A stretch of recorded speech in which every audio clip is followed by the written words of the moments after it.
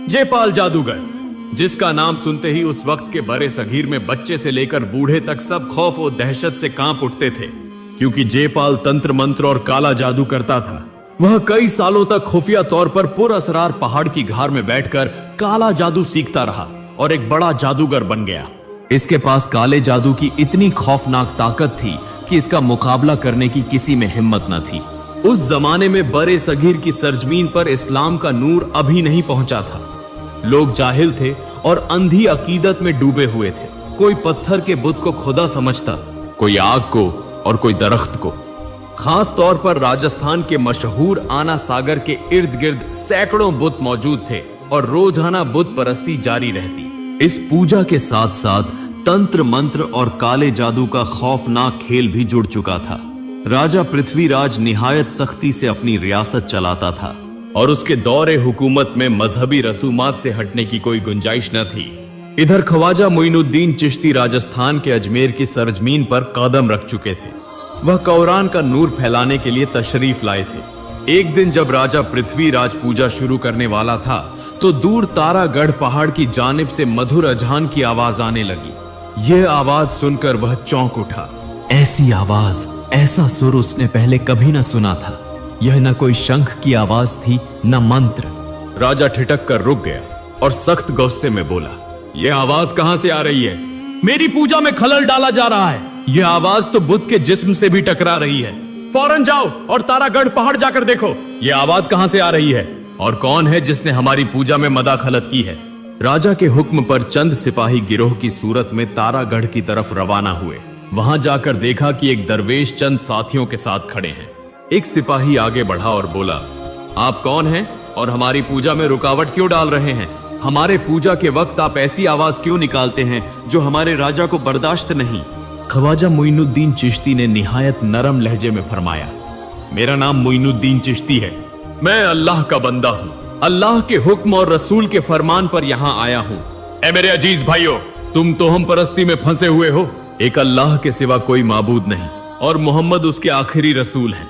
मैं तो इसी अजीम अल्लाह के हुक्म की तामील कर रहा हूँ। तुम्हें तो कोई तकलीफ नहीं होनी चाहिए। यह बुत तुम्हें कोई फायदा नहीं दे सकते। अब भी वक्त है कि बुत परस्ती छोड़कर एक अल्लाह की इबादत इख्तियार कर लो। यह सुनकर सिपाहियों ने कहा, देखो आप यहां से चले जाओ, वरना अगर हमारे राजा को पता चल गया तो आपको बहुत नुकसान पहुंचेगा। यह कहकर सिपाही वापस राजा के दरबार में आए और सारी बात बता दी। यह सुनकर राजा पृथ्वीराज सख्त गजबनाक हुआ। उसके दिल में एक ही बात थी कि किसी तरह इस फकीर को यहां से निकाल देना चाहिए, वरना हमारा हिंदू धर्म खत्म हो जाएगा। मगर वह कुछ बोला नहीं और खामोश रहा। अगले दिन राजा पृथ्वीराज ने एक बहुत बड़ी पूजा का इंतजाम किया। दूसरी तरफ ख्वाजा मोइनुद्दीन चिश्ती लोगों में जाकर इस्लाम की दावत दे रहे थे। इधर जयपाल जादूगर अपने तंत्र मंत्र और काले जादू की इबादत में मशगूल था। पूजा शुरू होने ही वाली थी कि फिर दूर से वही मधुर अजान की आवाज आने लगी। यह सुनकर राजा गुस्से से लाल हो गया और बोला, किसकी यह जुर्रत है कि बार बार हमारी पूजा के वक्त खलल डाल रहा है? जाओ उस फकीर को पकड़ कर लाओ। राजा के हुक्म पर फिर चंद सिपाही तेजी से तारागढ़ की तरफ रवाना हुए। वहां पहुंचे तो देखा कि वही दरवेश यानी ख्वाजा मोइनुद्दीन चिश्ती नमाज की हालत में है। असल में वह नहीं जानते थे कि वह क्या कर रहे हैं, इसलिए वह आगे बढ़ने लगे। ख्वाजा मोइनुद्दीन चिश्ती ने सलाम फेरा और दूर से कहा, आगे मत आओ, वहीं रुक जाओ। लेकिन उन्होंने न सुनी, क्योंकि वह अपने राजा का हुक्म बजा ला रहे थे। जब वह करीब आए ताकि उन्हें गिरफ्तार कर सकें, तो ख्वाजा मोइनुद्दीन चिश्ती ने एक मुट्ठी मिट्टी ली, बिस्मिल्लाहिर्रहमानिर्रहीम कहा और उनकी तरफ फेंक दी। यह होते ही एक मौजिजा रूनुमा हुआ। उनमें से कोई बहरा हो गया, कोई अंधा और कोई चीखने लगा। यह देखकर सब के सब भाग खड़े हुए। यह खबर फौरन राज दरबार तक पहुंच गई। राजा पृथ्वीराज सख्त गुस्से में आ गया और कहने लगा, किसकी यह जुर्रत है कि हमारा मुकाबला करे? किसी भी तरह उसे गिरफ्तार करना होगा। तब वजीर ने कहा, राजा महाराज, इसकी ताकत देखकर लगता है कि वो कोई आम आदमी नहीं है, वो एक जादूगर है, वरना एक मुट्ठी मिट्टी से इंसान को अंधा और बहरा कैसे कर सकता है?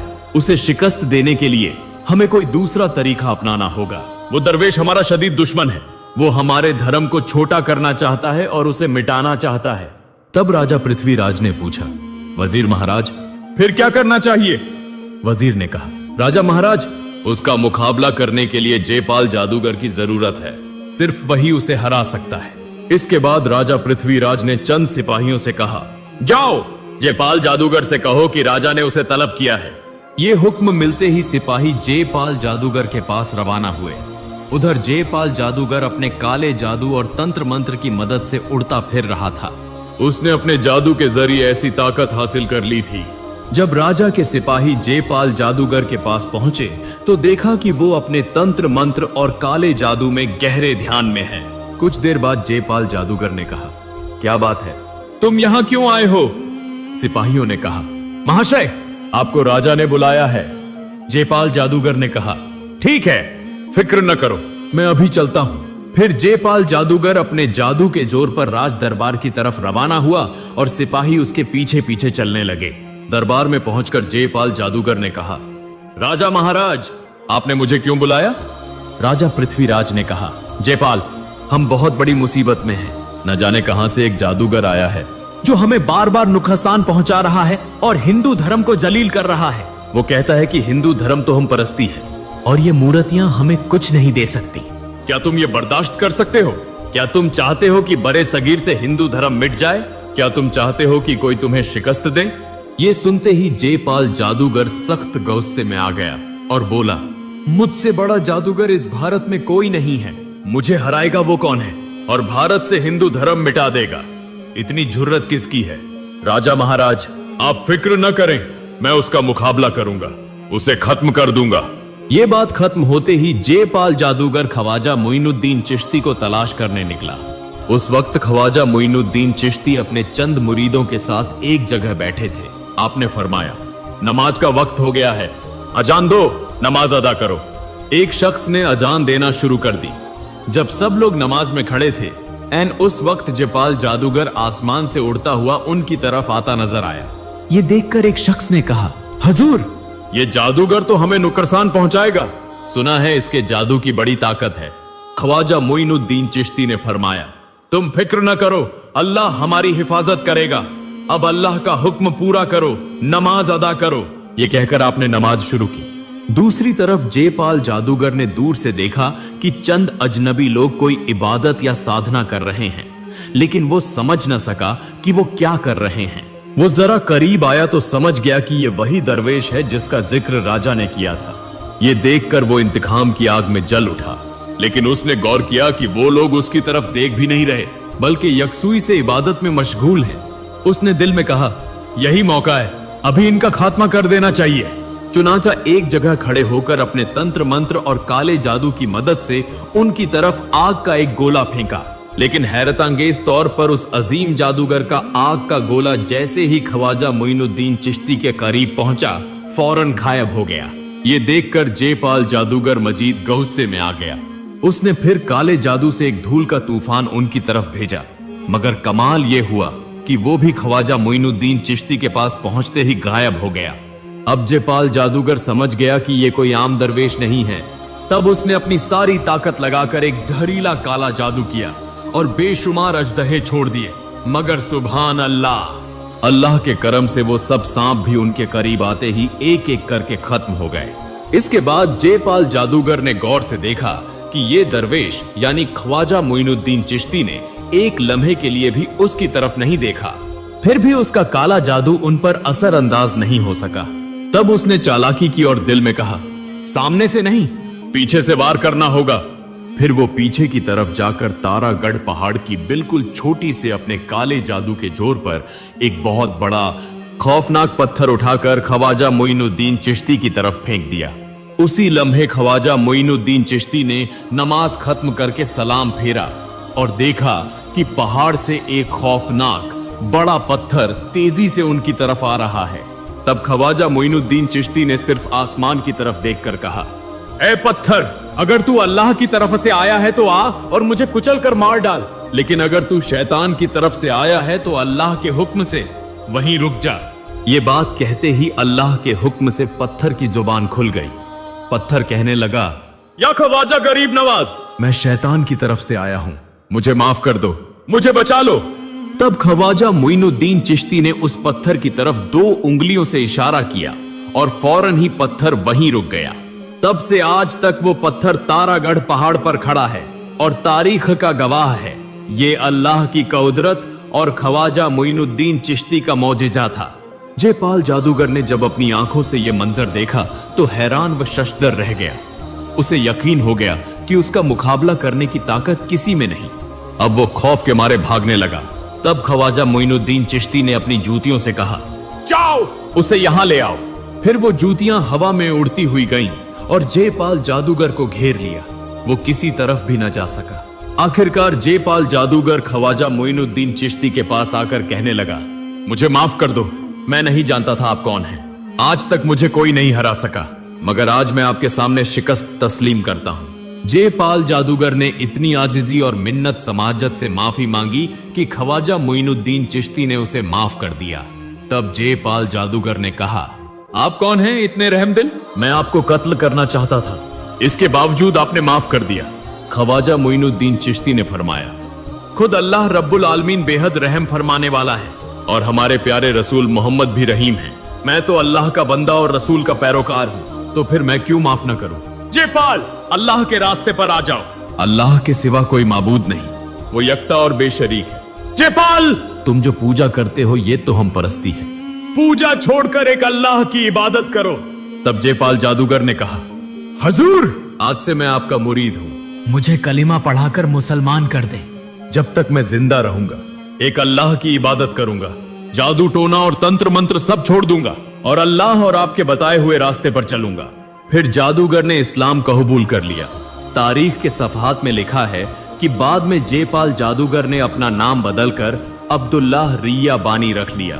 कहा जाता है कि बाद में वो एक वली के तौर पर मशहूर हुए। फिर अगले ही दिन सारा हिंदुस्तान ये खबर सुनकर हैरान रह गया कि भारत का सबसे बड़ा जादूगर जयपाल ने इस्लाम कबूल कर लिया है और वो ख्वाजा मोइनुद्दीन चिश्ती का मुरीद बन गया है। लोग एक के बाद एक ख्वाजा मोइनुद्दीन चिश्ती के पास आने लगे। इसी दौरान एक सिपाही राजा पृथ्वीराज के पास आकर बोला, राजा महाराज, क़यामत हो गई। राजा ने पूछा, क्या हुआ? सिपाही ने कहा, राजा महाराज, जयपाल जादूगर उस फकीर के सामने हार मान चुका है। उसने खुद हिंदू धर्म छोड़कर इस्लाम इख्तियार कर लिया है। यह सुनकर राजा पृथ्वीराज ने कहा, अगर यह दरवेश सच्चा है तो उसे साबित करना होगा। हम उसे अपनी आंखों से देखेंगे। जाओ, हमारे मुल्क के सबसे बड़े पुजारी को बुला लाओ, उसके सामने उस दरवेश का इम्तिहान होगा। और जाओ, उस दरवेश को भी खबर दो। उस वक्त के हिंदुस्तान की गली कूचों में हिंदू भक्तों का शोर, हर तरफ घुंघरू, शंख और मंत्र की आवाजों के सिवा कुछ न था। शहर के बीचों बीच एक हिंदू पुजारी रहता था जो इतना मशहूर था कि दूर दूर से लोग उसकी पूजा लेने आते थे। वो निहायत अकीदत और लगन से बुद्ध पूजा करता था और यकीन रखता था कि मूरत ही ईश्वर है। एक दिन वो पूजा करने के लिए मंदिर जा रहा था कि रास्ते में उसने चंद लोगों को खड़े सरगोशियां करते देखा। वो रुक गया और उनके पास जाकर बोला, क्या तुम्हें पता नहीं कि पूजा का वक्त हो गया है? सब मंदिर जाने के बजाय यहां क्या कर रहे हो? इस वक्त एक शख्स ने कहा, पुजारी महाराज, क्या आपने कुछ सुना नहीं? पुजारी ने कहा, क्या बात है, बताओ तो।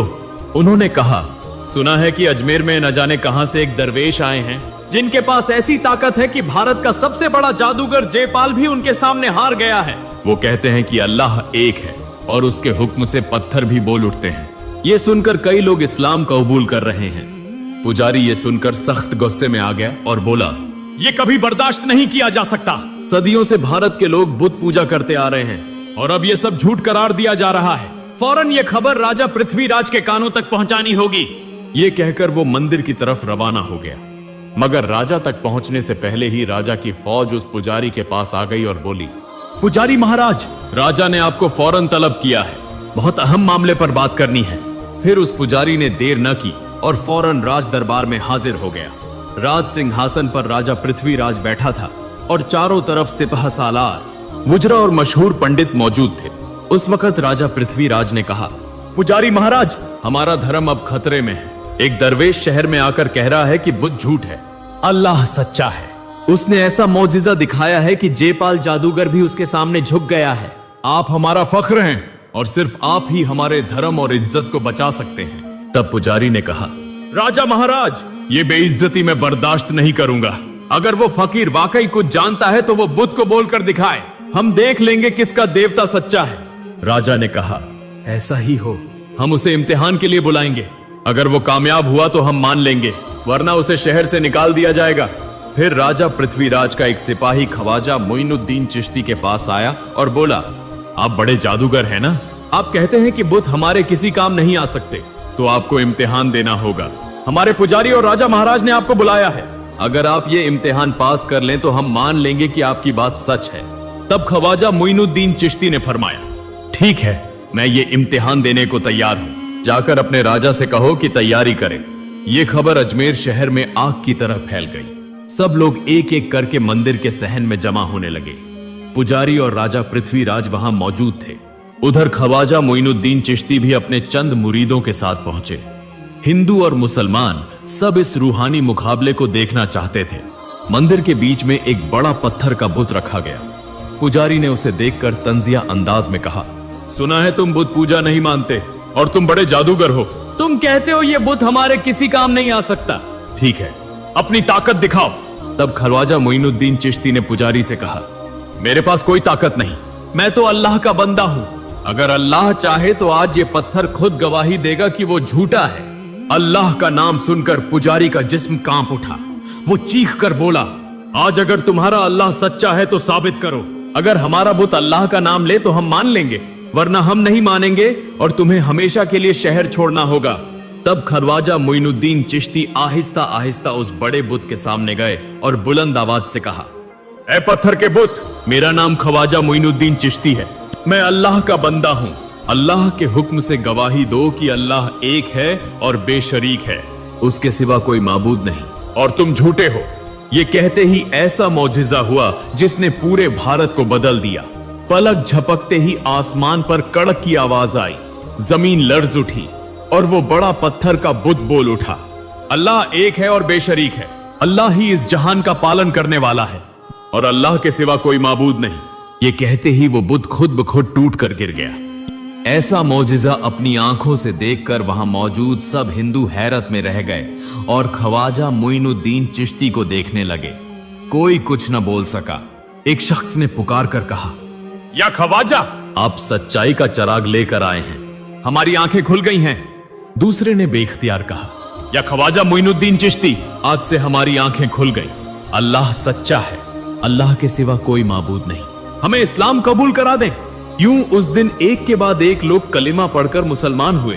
मुहतरम नाज़रीन, ये तमाम वाकयात अनीसुल अरवाह और सीरुल अख्ताब नामी किताब में दर्ज हैं, जो फारसी जबान की कदीम तरीन सवानिह उमरियों में से एक है और जिसे ख्वाजा बाबा के एक करीबी मुरिद ने तहरीर किया था। मुहतरम नाज़रीन, ख्वाजा मोइनुद्दीन चिश्ती ऐसे अल्लाह के वली थे जिन्होंने कभी खुद को बड़ा नहीं समझा, बल्कि हमेशा अपने आप को गरीब, आजिज और अल्लाह का एक छोटा सा बंदा समझा। और यही आजिजी, यही मोहब्बत उन्हें हिंदुस्तान का एक अजीम इंसान बना गई।